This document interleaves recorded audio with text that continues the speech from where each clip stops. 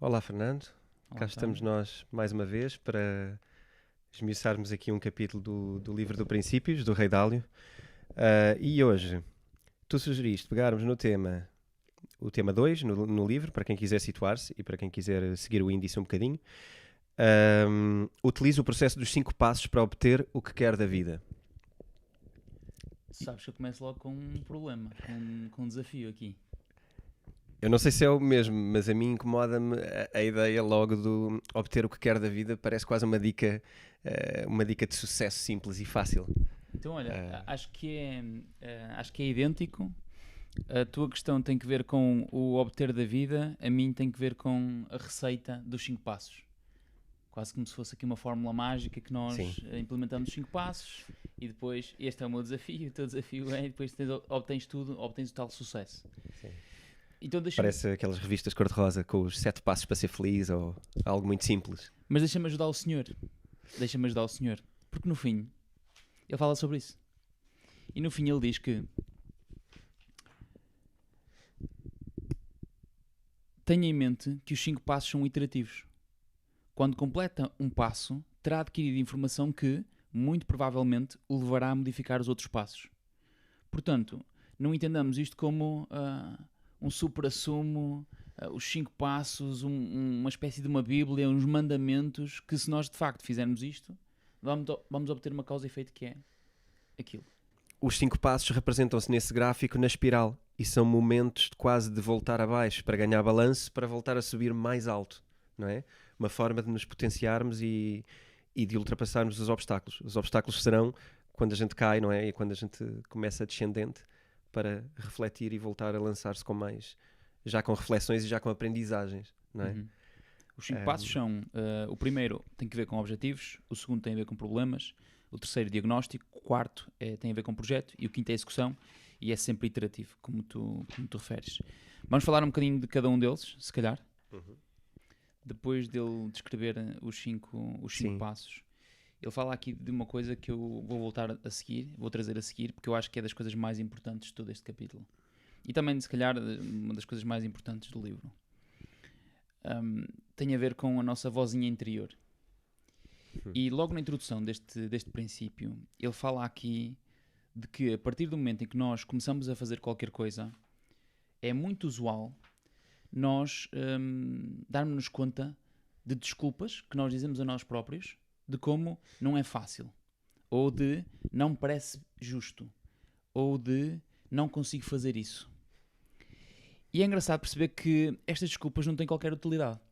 E, normalmente, são o grande bloqueador do próximo passo, do que vem a seguir. E é engraçado perceber que eu tenho falado muitas vezes sobre isto.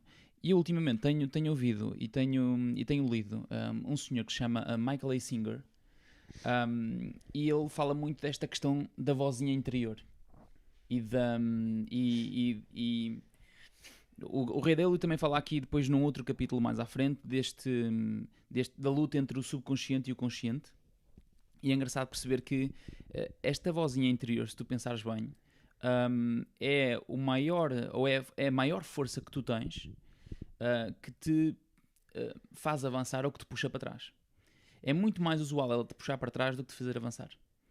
E estes 5 passos, como são 5 passos, é normal que tu tenhas que ter atitude e vontade para fazer um, depois tens um loop, é quase como se tu tivesses 5 loops nos 5 passos. Então tens 25 passos e não só 5.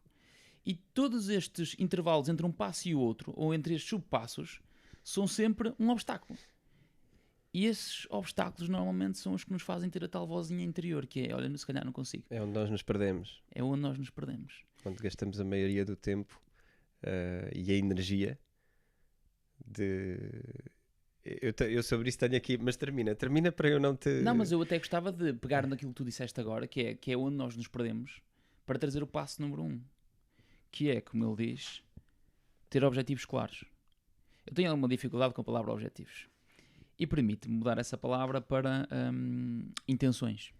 Distingue aí a tua noção de princípio Normalmente o de objetivo objetivos. é o ponto de chegada. E a questão é que muitas vezes não tem a ver com o ponto de chegada, porque há muitas formas de chegar lá. Não é? E tem a ver mais com a direção e com a orientação. Sim.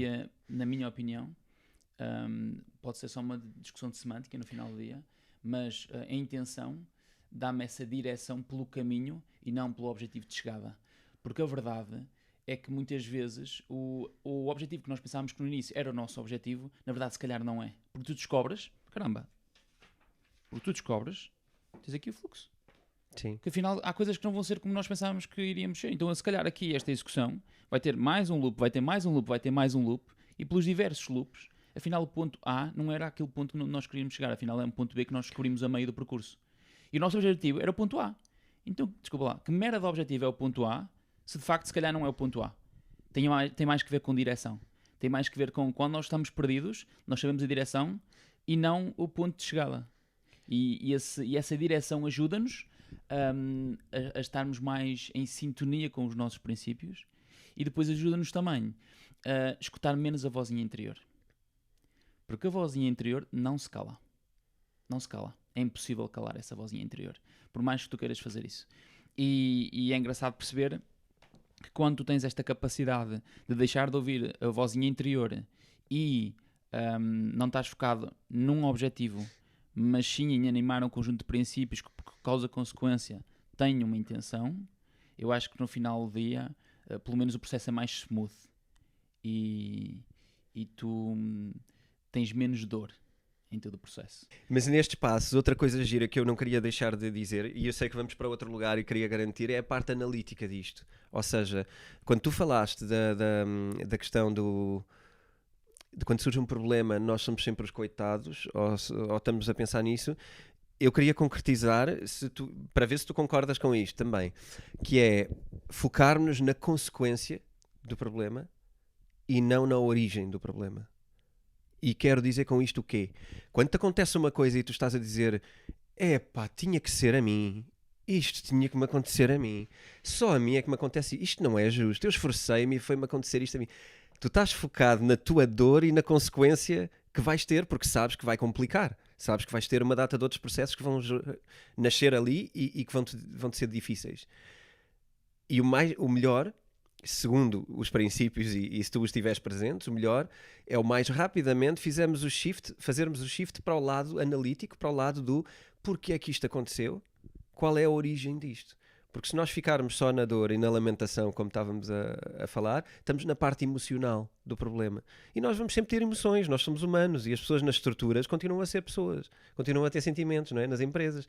E agora a questão é gerirmos com base nisso, na dor e no que estamos a sentir e de quem é que é a culpa? Quem é que foi-me acontecer isto? A culpa tem que ser de alguém, em vez de focar na origem do problema. Portanto, aqui é um bocado, queria trazer a parte das emoções e do processo analítico e a nossa responsabilidade ser fundamentalmente ligarmos o interruptor do nosso lado analítico e focarmos na origem dos problemas e na resolução para eles e não tanto no sofrimento dessa dor. Portanto, daí a palavra analítica. Acho que era importante trazer isto antes da gente começar aqui a pegar nos princípios em si e nos passos em si. Então, deixa-me trazer aqui uma coisa que tem a ver com palavras e que tem que ver e tentar perceber um bocadinho melhor isto. O primeiro passo é definir os objetivos, okay? E já falámos um bocadinho sobre isto. No segundo passo, quando tu agora mencionas identificar, convém perceber o que é isto de identificar. O que é que esta palavra tem, o que é que esta palavra nos pode dizer. E uma das coisas que eu tenho percebido na minha vida, até se calhar mais profissional, ou naquilo que eu faço diariamente, é que as pessoas têm uma enorme dificuldade em identificar. Porquê? Porque quando elas veem um problema, elas não identificam o problema. Elas pensam numa solução para o problema. Sempre. E quando eu peço a alguém para definir um problem statement, por exemplo, que é pegar naquele problema, identificar aquele problema e colocá-lo por escrito, normalmente a pessoa tem muita dificuldade em fazê-lo. O que é que ela faz? Ela automaticamente tenta resolvê-lo. Ok? Se isto está partido, a minha cena é soluções. Como é que eu posso reparar? Ou vou colar isto, ou vou comprar um novo, ou vou qualquer coisa. E as pessoas normalmente têm mais tendência a resolver do que tendência a diagnosticar. Porque é tramado. Porque é muito tramado. Porque tu, basicamente, o que tu estás a fazer é contraintuitivo.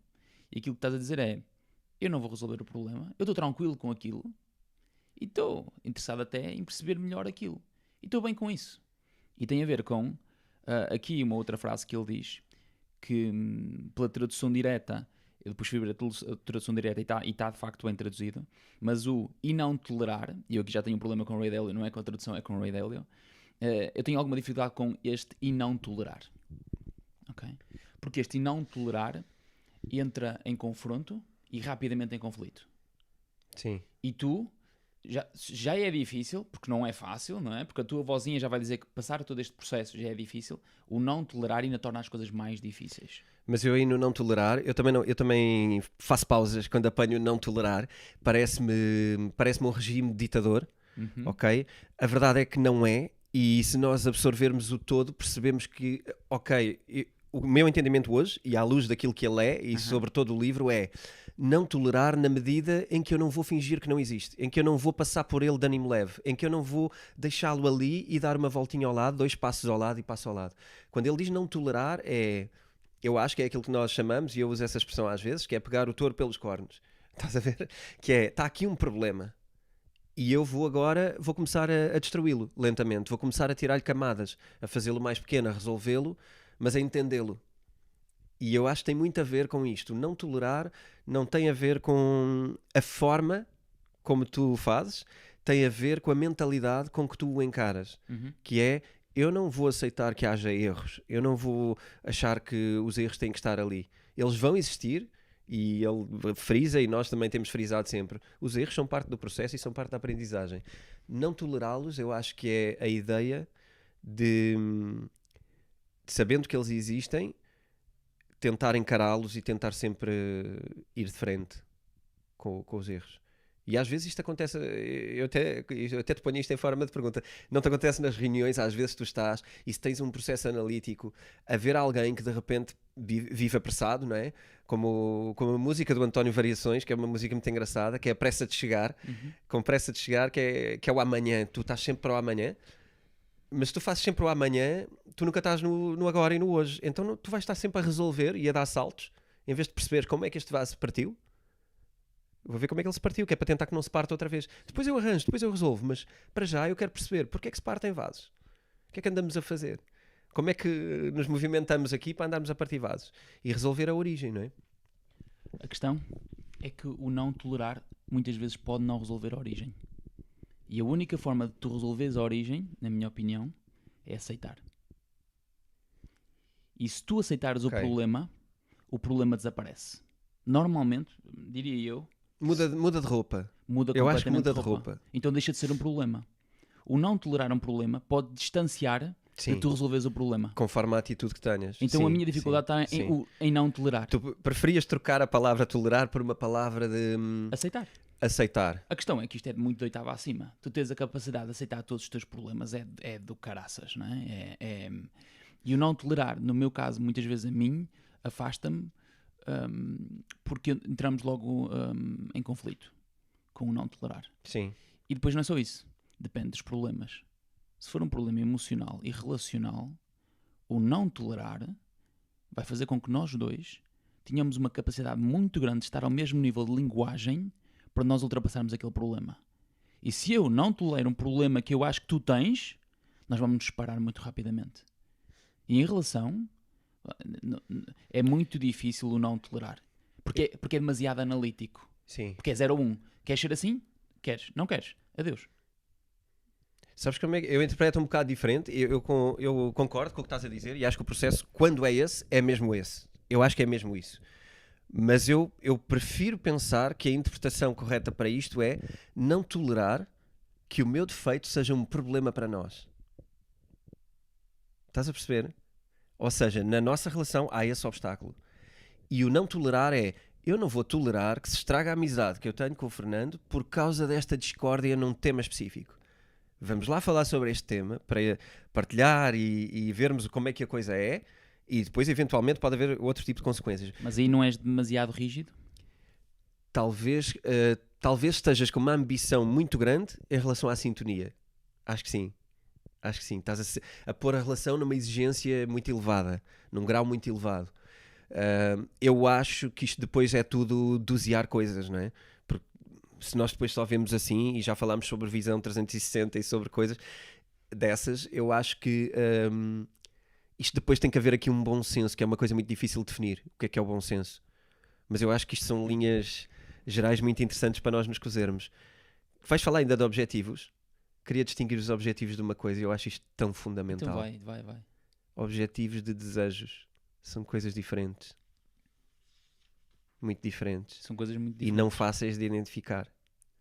E foi aqui que eu assinalei, Fernando, intenções está mais perto de desejos ou de objetivos? E debati-me com isto quando estava a recapitular este ponto. Porque a fronteira entre desejos e objetivos é mais clara. A de desejos e intenções eu começo-me a afunilar. Sim. Então fiquei um bocado nesse dilema. Eu acho que é importante para as pessoas que estabelecem objetivos não os confundir com desejos. Eu acho que aí é mais atrás ainda, que é o que é que tu queres animar, o que é que tu queres criar. E depois ter uma grande capacidade consciente de perceber se aquilo está ou não na tua direção. Exatamente. Naquele preciso momento. Se faz ou não sentido. Porque senão é só um químico qualquer que tu libertas do teu corpo para animar e para ser rapidamente. É aquilo que tu vês N vezes, que é pá, aquele fulano vive a vida conforme as paixões dele e está sempre. Pode ser giro, pode ser divertido, Sim. mas é menos consequente, vai tender sempre a ser menos consequente, porque tu facilmente desejos não são coerentes e não se combinam. Eu acho que os princípios são a manta que está por trás disto, são a teia que está por trás disto e que te faz perceber quais são os desejos ou as paixões que tu tens que estão ou não em linha com aquilo que tu queres de facto na tua direção. Então eu fazia aqui uma ponte de princípios, objetivos, desejos. Há aqui uma questão. Gostas disto? Não estou a ver da mesma forma que tu estás a ver em termos de mapa mental. Sim. Não, estou a falar de quem manda. Então, eu não sei se o colocava nessa mesma linha, nessa mesma matriz. Eu gosto muito desta visão estoica de que nós devemos ter a capacidade de não tolerarmos os nossos desejos. De não tolerarmos os nossos desejos. Ok. Porquê? Porque normalmente os nossos desejos são a nossa vozinha, são ações da nossa vozinha para nós fugirmos à nossa direção. Para estares mais em equilíbrio, eu acho que se o desejo não é um problema, eu acho que ele deve ser alimentado, acho que ele deve ser animado. O desejo é também a tua intensidade e às vezes é um boost para que tu sejas, animes o teu estado, é mesmo estado anímico. Diria que o desejo produz substâncias e que o desejo nos dá prazer. Eu só acho que ele é mau e sou totalmente estoico nisso e quero muito implementar, sabendo que isso é muito difícil e esse é o grande desafio, que os desejos que nos tiram e que nós sabemos quais são, eu acho. Eu acho que se nós pensarmos um bocadinho, nós rapidamente sabemos se aquele desejo vai ou não estragar a direção. Se os fazemos na mesma ou não. E eu acho que aí devemos ser estoicos se queremos ser consequentes. Sim. Mas ainda assim eu aceito essa visão de que a existir desejos, eles devem sempre ser causa e efeito do que está por trás, okay? Das intenções, dos princípios. Mas é um grande tema. Os desejos e os desejos e os objetivos e como é que... E, sim, é um grande tema. Olá, o meu nome é António Vilaça Pacheco e este é o Conversas sobre Princípios. Nós esta semana estivemos a debater os 5 passos para obter o que quer da vida. Debatemos o primeiro passo, para a semana continuaremos com os seguintes. Espero que nos continuem a acompanhar, enviem as vossas sugestões e também as vossas perguntas, caso as tenham. Partilhem connosco. Obrigado e até para a semana.